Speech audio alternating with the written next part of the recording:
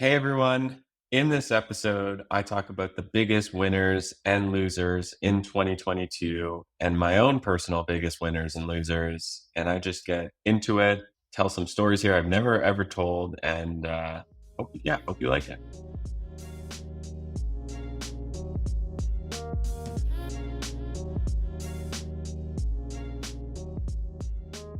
It's 2023, January 2023, and I kind of just want to go over some of the things I've been thinking about and reflecting upon, over the last 12 months and share it with you. I'm just talking sort of from the heart here. I wrote down these questions. I'm just going to sort of, tell you what I was thinking. So, best product that I bought under $100. Um, the first is YouTube Premium. It's $12.99 a month. I'm like obsessed with YouTube. I love it. I watch it every single day. The no ads experience that you get with YouTube Premium is just awesome, especially if you're watching like podcasts like this, or you don't really want to like break up your core experience. So I think it's well worth the time and all the extra ideas it will give you. The second is I actually got this as a gift. My brother got this for me. This was about, I think it was about 50 US dollars or so. If you're on YouTube, you can see it. But basically, if you're listening, it's this bus. It's this collectible bus. And it's actually the bus that I used to take to go from school to my home. It's the 161 bus, and I keep it on my desk, and it's a reminder of really where I came from. And I feel like 2022 is really when I set up my home office and my desk to be like my own space. And I think that's really important for people. And a part of that was just getting this bus and things that get me excited and put my brain in a really cool spot. So I thought that was really cool and I recommend it to everyone. Most underrated company in 2022. So, I mean, this is a big company. It's, multi-billion dollar valuation, but Zapier. It basically is a way to automate anything.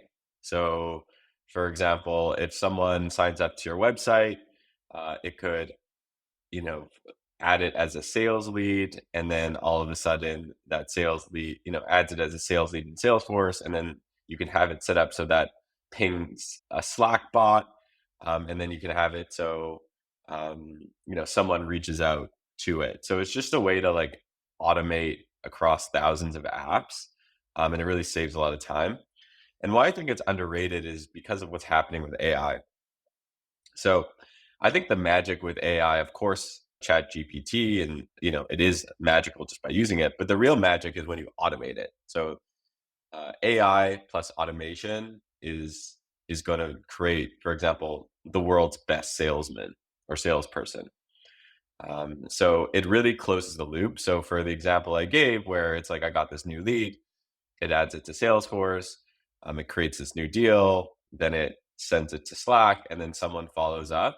Well, what if, Chat GTP was able to create these personalized outreach emails, or even take it a step further? Imagine if, I'm sure you've seen some of the deep fake, you have like Donald Trump deep fake, then he's not really saying something. It's like a video of him, but it's not really him.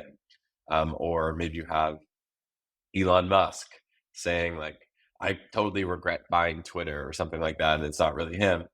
Well, what if you created these AI generated fake people that, let's say, maybe a Canadian is a sales lead, and he starts talking with, you have this fake person essentially that gets generated, that he starts talking with a Toronto accent, and maybe people are more likely to buy from people that sound like that, or that they look like each other.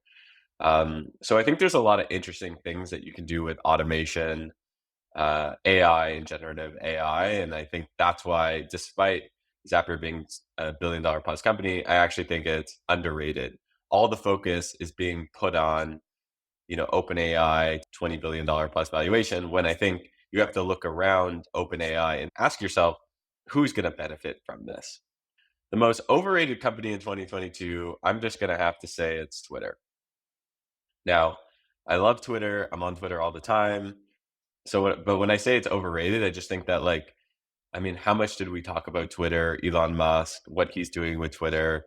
I think it just got a disproportional amount of the mind share, and I expect, Twitter to obviously create new products, like, they just launched Views, new features. I'm sure Elon Musk has a plan for it, but I actually think that a lot of other social networks are going to, slowly start shipping at the pace, if not faster than Twitter. So, yeah, that's why I think it's overrated. It's just like we've talked about it a lot, and maybe too much, given its size. I mean, in the tech world, we're kind of like, oh my god, Twitter is everything, but relative to a TikTok, it's actually quite small.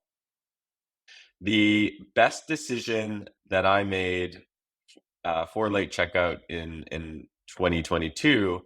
And this is something I haven't talked about, but we actually got an acquisition offer in late 2021 from one of the largest social companies in the world. And it was an eight-figure acquisition offer. Um, when you get an acquisition offer that's life-changing, you're definitely like, whoa, and me and my co-founder sat with it for a day or two. We kind of were like, this doesn't feel right because we're just having so much fun doing what we're doing. And yeah, it was the best decision I made. Okay, fine. I'll tell you who it was. Hopefully, this isn't shared too too publicly, but Twitter offered to buy us in 2021, and we thought about it in 2022, and I'm happy we didn't because we probably would have gotten fired by Elon because he fired a lot of people. So that was definitely the best decision we made. When I've started and sold companies before, and I know that when you get acquired, you lose control. Like that's a part of why the whole point of it, why someone's buying you is you have a boss. Even if they're telling you you're going to be independent, whatever. Like ultimately, you have a boss, and they tell you what to do. And I'm just glad that I built something with my team to be really special. I'm having the most fun I've ever had, and losing that would have really sucked. My worst decision I made for late checkout, and also just personally, has just been not setting enough deadlines. So one of the things I learned in 2022 was I noticed that like if I told the designer, hey, like design this landing page in 2 weeks, they would design the landing page in 2 weeks. But if I said design the landing page in 1 week, they would design it in 1 week, or 2 days, they design it in 2 days. So the interesting thing here is obviously you don't want to put too much pressure on your teammates, and that's not cool at all. But I think thinking about how you can just set more deadlines, basically, set more deadlines that just make people feel a little bit uncomfortable is kind of where you want to be with people. Not too uncomfortable that they're mentally stressed out, but not like, hey, like just get it to me when you're ready, when you think it's right. So people do appreciate having some deadline to hit, because it just helps them focus. And yeah, I think that if I would have set more deadlines in 2022, I think we would have built more products, launched more products. And this is only something that I really, really got more stern with towards the end of the year. So my favorite YouTube channel of 2022 is probably Hodinky. It's actually a media company slash app that is all about watches and luxury watches. They have, a website, they have videos, and they've got this show on YouTube called Talking Watches, where they basically sit down with well-known people. My favorite episode was with John Mayer. So they're sitting down with John Mayer, and they just say like, "Hey, John, like, show us your watch collection." And you get to hear the stories of why they bought this watch, what their watch means to them, the stories of the watches. And these are people that really, really care about their watches. I'm not a watch collector yet. Maybe I will be in 2023. Something I'm thinking about. I basically can't get my head around like buying such an expensive watch for thousands of dollars. But yeah, I think like even if you're not a watch enthusiast, just hearing about these stories and learning about the watches and learning about the movements, automatic versus quartz, uh, gold versus white gold, two tone, learning about bezels and dials and rarity. It's in a lot of ways, it's very similar to collecting anything or collecting NFTs or some stuff like that. So it's very interesting. Uh, Hodinky talking watches. And I think it's also just a glimpse into the future of what a modern media company would look like and what a blueprint would look like there. So check it out. I also really loved a YouTube channel called Cercle. I think it's a French channel, Cercle. And it's basically this, group of people that film these incredible electronic music shows all across the world in the craziest settings in the world. Like they'll film stuff like at the top of Mount Everest or just in these like crazy, places. And it's just so cool to see. I think what's cool about it also to me is like they're getting the most well-known artists, they're putting in the coolest settings in the world, and YouTube lends itself so well to watching it on that, and it's free. And they invite like a small group of people, and it just like you really feel like you're a part of the show without having to fly to Mount Everest. Again, like kind of a glimpse also into the future of media. Like, how do you do things that are just really pushing the envelope that'll get people to share it? I think Cercla did an incredible job. And my last, I know I'm only supposed to do one, but I have to do three here. My last favorite YouTube channel of the year is a channel called Passport Heavy.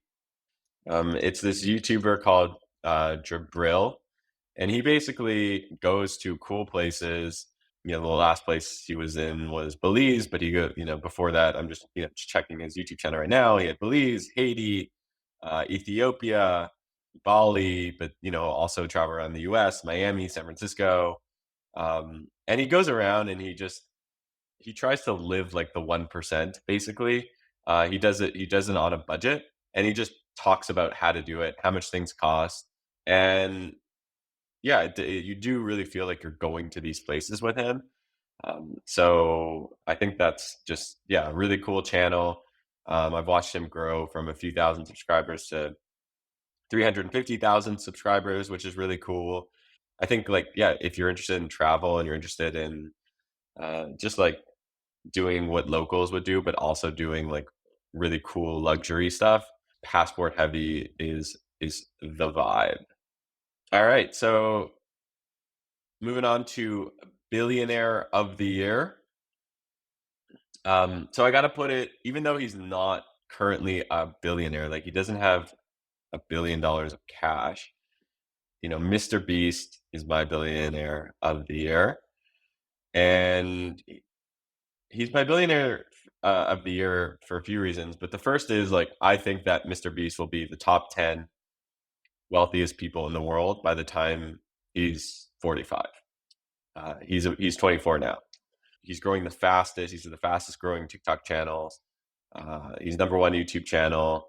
Um, we've seen that he's been able to incubate products that have gotten a lot of traction in 2022. Feastables, Mr. Beast Burger. So you're starting to see that he's able to create real brands from his YouTube presence. So I think that it's only a matter of time before he becomes extremely wealthy.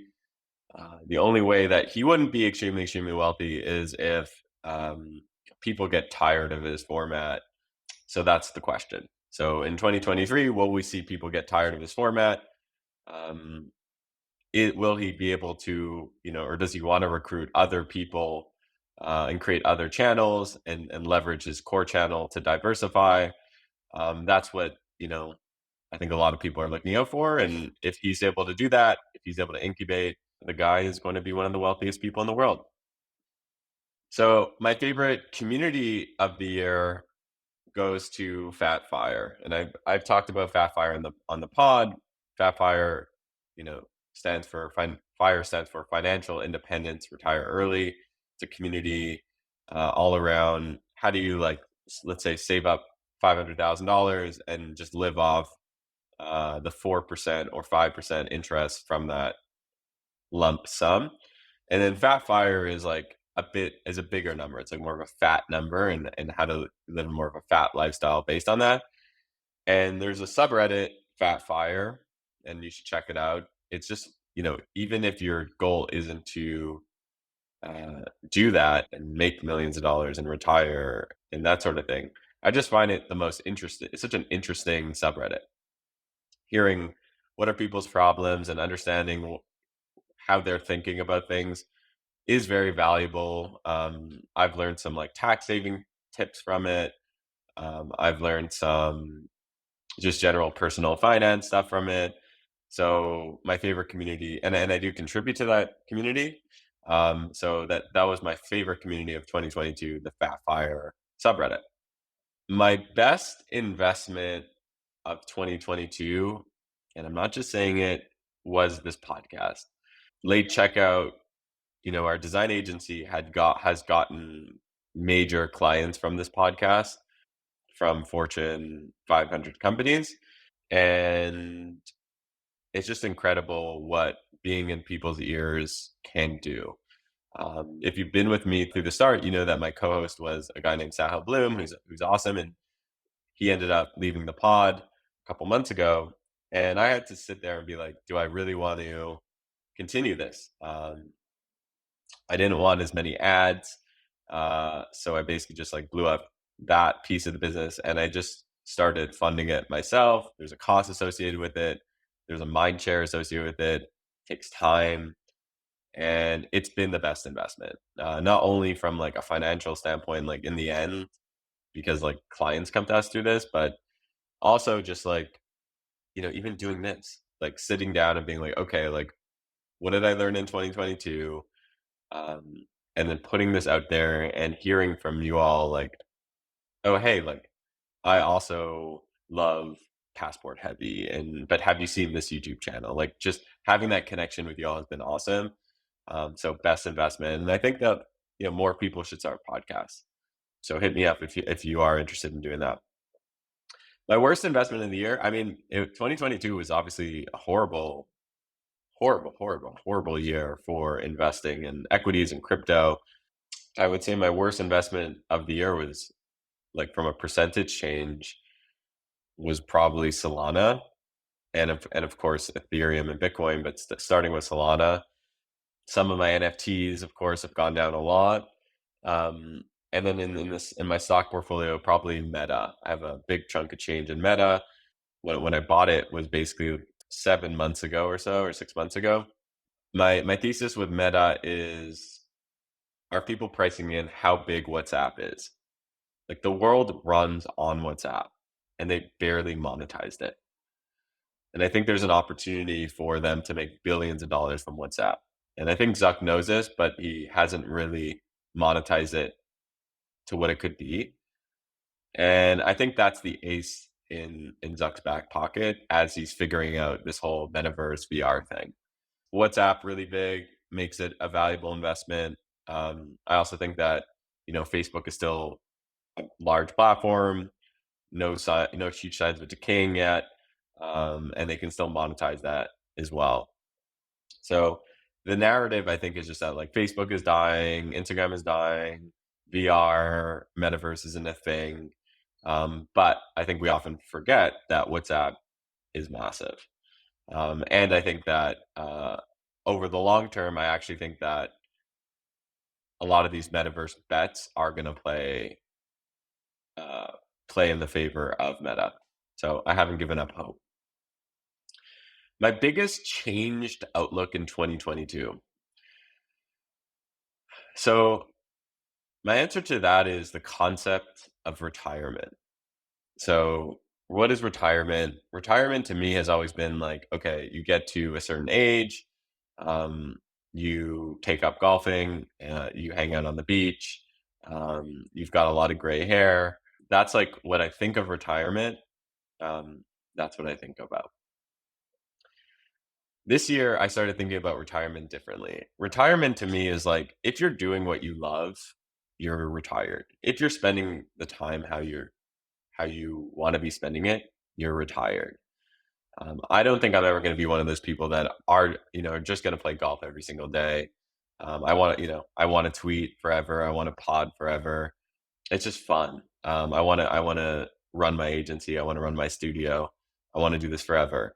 So to me, it feels like I've achieved retirement, and I think we just need to like rebrand that word and rethink that word because millennials, Gen Z, think about retirement differently, and I just think that that word needs a little bit of a rebrand. So that's big my biggest changed outlook. Like thinking about okay, like this is kind of it. I run this holding company. I want to do this forever. It's really fun. But that was my biggest change outlook in 2022. And my last question is for 2023, what am I most excited for? On the business side, actually, let's start with the personal side. On the personal side, getting good at tennis. So where I live, there's tennis courts and right nearby. So I have a tennis racket, I have balls, I could use these courts, they're free to use. I just got to get in the habit and the routine of playing every single day or at least as much as I can 4 to 5 times a week. It's a routine thing. It's finding the people to play with in Miami, and it's just setting it a part of your routine, and it's just every day doing it or 5 times a week doing it, like whatever that cadence is. And when people talk about New Year's resolutions and stuff like that, like usually it's a goal with like setting routines. And my goal, get good at tennis, my routine, find people to play with them often, have fun. So that's the personal side. And then on the business side, I'm excited about growing our design agency, probably work with 1 or 2 new clients in 2020, 2023, and help them build new products.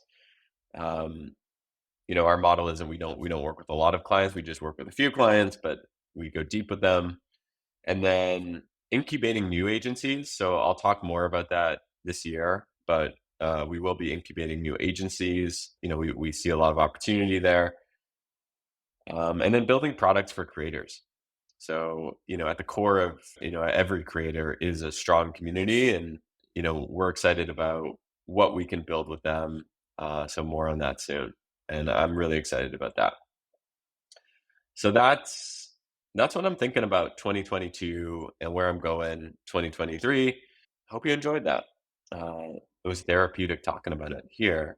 Um, so let me know on Twitter what you thought of this pod, and also, do you mind subscribing? Like, if you're listening to this and you enjoyed it at all, like if you're on Spotify or Apple Podcasts, subscribe to the podcast.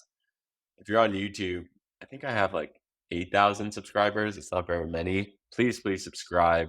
And you can comment on YouTube. I look at every single comment and I respond. So thank you so much. Happy New Year. And it's going to be a great year.